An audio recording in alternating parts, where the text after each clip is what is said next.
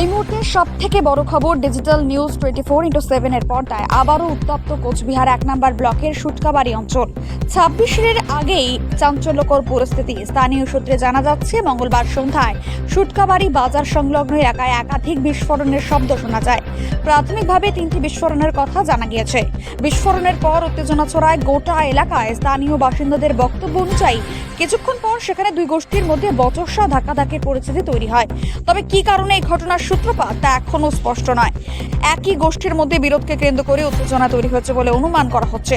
স্থানীয় মানুষজন জানান, নবগঠিত অঞ্চল কমিটির কিছু অভ্যন্তরীণ মতবিরোধকে কেন্দ্র করেই এই পরিস্থিতির উদ্ভব। প্রশাসনের পক্ষ থেকে ঘটনার তদন্ত শুরু হয়েছে। আমরা পৌঁছে গিয়েছিলাম ঘটনাস্থলে। সাধারণ মানুষের মধ্যে এই ঘটনা নিয়ে স্পষ্ট উদ্বেগ লক্ষ্য করা গেছে। একাংশের বক্তব্য, আমরা শান্তিতে থাকতে চাই। পুলিশ এলাকায় টহল দিচ্ছে পরিস্থিতির নিয়ন্ত্রণে। অবস্থার উপর কড়া নজর রাখা হচ্ছে প্রশাসনের তরফে। ঘটনাস্থলে বিশাল পুলিশ বাহিনী মোতায়েন করা হয়েছে। এখন পরিস্থিতি নিয়ন্ত্রণ থাকলেও এলাকায় চাপা উত্তেজনা বিরাজ করছে। হ্যাঁ, ডিএমসি ক্যাসাল। কখন থেকে? এই ধরো 5টার পর। 5টার পর থেকে। আচ্ছা, কি হয়েছিল?